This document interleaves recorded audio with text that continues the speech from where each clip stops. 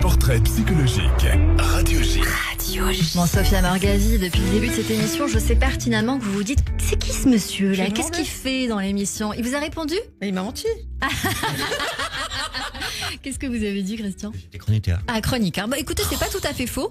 Parce que Christian, en fait, c'est le psychologue de cette émission. C'est le psychanalyste que l'on retrouve toutes les semaines sur Radio J qui va faire votre portrait. Bonjour, Christian. Bonjour Cyrielle. Bonjour Sophia. Bonjour Christian. Bon on est peut-être deux à rester sans voix. Mais en tout cas, vous m'avez fait plaisir parce que vous avez dit qu'il fallait chanter pour se faire plaisir. Et du coup, pour moi, c'est une révélation parce que je chantais pour les autres et du coup, je chantais pas. Maintenant, je vais pouvoir chanter pour moi. Alors, ça commence par cette petite fille qui est née à Toulon et qui a encore gardé le soleil dans sa voix. Ce soleil du sud et de l'Italie. Et cette petite fille qui est née à 1 kilo et quelques et qui a l'envie de vivre. L'envie de passer chaque jour sans le gaspiller et de se faire plaisir. Alors cette petite fille, elle naît, même si on ne lui promet pas une longue vie. Et elle naît dans un milieu où il y a beaucoup de garçons. Un milieu du sud italien où il y a beaucoup de voix. Et on est curieuse, on pose plein de questions, on est excentrique, mais on veut se faire entendre. Et puis il y a maman et papa. Papa qui est un peu asthmatique et maman qui voit dans moi la projection de son propre rêve d'être une artiste, d'être une chanteuse et d'être une voix. Alors, dans cet ensemble, j'essaye de faire plaisir à tout le monde et de trouver ma propre voix aux deux sens du terme. Ça veut dire de faire plaisir à mon père en disant « Regarde papa, je peux chanter et ça peut faire du bien. » Et puis maman, elle me donne tout son amour. Alors avant de partir à l'école, pendant 30 minutes, je joue au piano, je fais du Dalila. Mais après, je rentre dans un tunnel où c'est la rigueur, c'est le travail, c'est la discipline. Et là, c'est pas forcément facile. Mais vous gravissez tous les échelons. Vous faites les écoles, les conservatoires, les médailles d'or. Et c'est histoire de trouver sa voie, de trouver son identité, la maîtrise de soi et la connaissance de soi, comme vous nous l'avez dit. Ça veut dire que grâce à la voix, c'est dire et ne pas dire. C'est un lien entre l'intérieur et l'extérieur. Comme vous nous l'avez dit, la voix, c'est le corps, l'esprit, l'âme. Et puis, cette musique, dès que vous l'entendez, qui vous donne envie de vous exprimer, envie de danser. Alors, on voit que pendant toutes ces années, il y a eu du contrôle. Parce que la rigueur, c'est le contrôle. Je vous ai entendu dire que le travail stimule la confiance.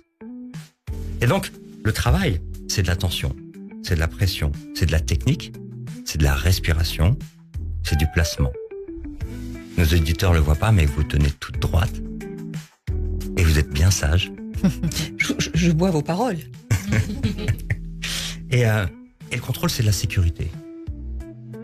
Mais il arrive un moment où cette sécurité, elle nous enferme en fait. Et c'est ce qu'on voit aujourd'hui. C'est qu'à force de vouloir contrôler, on contrôle et c'est un but sans fin. On essaye d'être au max, mais on réalise au bout d'un moment qu'il faut essayer de faire de son mieux. Et là, du coup, il y a une petite marge. Cette petite marge, c'est un petit grain de liberté. Et là, vous avez rencontré ce petit grain de liberté et vous l'avez épousé. Ce petit grain de liberté qui fait que la liberté, justement, c'est la porte sur le lâcher-prise. C'est la porte sur la joie aussi. Et c'est la porte sur être libre et indépendante. Ça, ce sont vos mots. Et puis, la voix, c'est aussi être entendu. Ça veut dire chanter, c'est oser dire les choses. S'autoriser soi-même. Ça veut dire lever les inhibitions. Vous nous avez parlé plusieurs fois des croyances limitantes. Passer aux croyances militantes. Avoir peur du regard.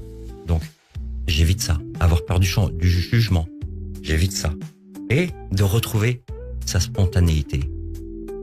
Alors sur Radio J, aujourd'hui, j'ai envie de dire que on a eu une petite fille qui est devenue très vite adulte. Parce qu'il y a eu le chant, il y a eu la rigueur. Et qu'aujourd'hui, cette femme, qui est peut-être devenue très vite femme, elle retrouve un petit peu sa joie de petite fille. Ça veut dire que cette spontanéité, cette liberté, cette joie, cet esprit joyeux, une femme libre, une petite fille qui donne de sa voix, qui est généreuse et qui vit, comme vous nous l'avez dit, ses propres désirs.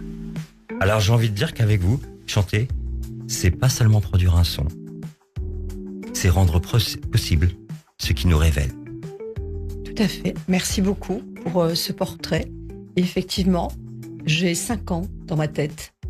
Parce que c'est la petite fille qui avait un rêve. Et j'ai 18 ans également par moment, puisque c'est l'âge de ma liberté. Donc je suis entre mes 5 ans et mes 18 ans. Merci beaucoup, cher Christian Richomme, notre psychanalyste que l'on retrouve évidemment toutes les semaines sur l'antenne de Radio J.